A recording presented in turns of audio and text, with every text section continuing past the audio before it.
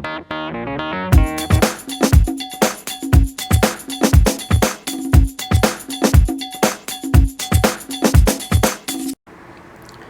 To ജാസസ് food book. നമുക്ക് മന്തിയുടെ കൂടെയും കപ്സയുടെ കൂടെ അതുപോലെ മജ്ബൂസിൻ്റെ കൂടെയൊക്കെ കഴിക്കാൻ പറ്റിയിട്ടുള്ള ടൊമാറ്റോ സൽസ എങ്ങനെ ഉണ്ടാക്കുന്നത് നോക്കാം. അപ്പോൾ അതിന് വേണ്ടിയിട്ട് ഞാനിവിടെ ഒരു 3 തക്കാളി എടുത്തിട്ടുണ്ട്. അത്യാവശ്യം നല്ല പഴുത്ത തക്കാളിയാണ് കേട്ടോ. അതൊന്ന് ഗ്രൈൻഡറിലേക്ക് അരിഞ്ഞിട്ട് കൊടുക്കുക.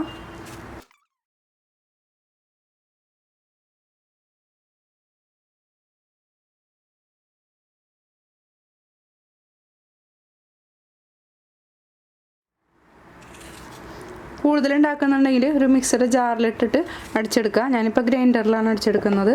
ഇതിലേക്കൊരു പച്ചമുളകിൻ്റെ നിങ്ങൾക്ക് എരിവ് കൂടുതൽ വേണമെന്നുണ്ടെങ്കിൽ 1-2 ഇട്ട് കൊടുക്കുക കേട്ടോ. പിന്നെ ഒരു അല്ലി വെളുത്തുള്ളി കൂടരുത്, ഒരെണ്ണം മാത്രം ചേർത്താൽ മതി. പിന്നെ ഒരു ചെറുനാരങ്ങയുടെ പകുതി അതിലേക്ക് പിഴിഞ്ഞു കൊടുക്കുക. ചെറുനാരങ്ങക്ക് പകരം വിനെഗർ വേണമെന്നുണ്ടെങ്കിൽ വിനെഗർ ചേർത്ത് കൊടുക്കുക.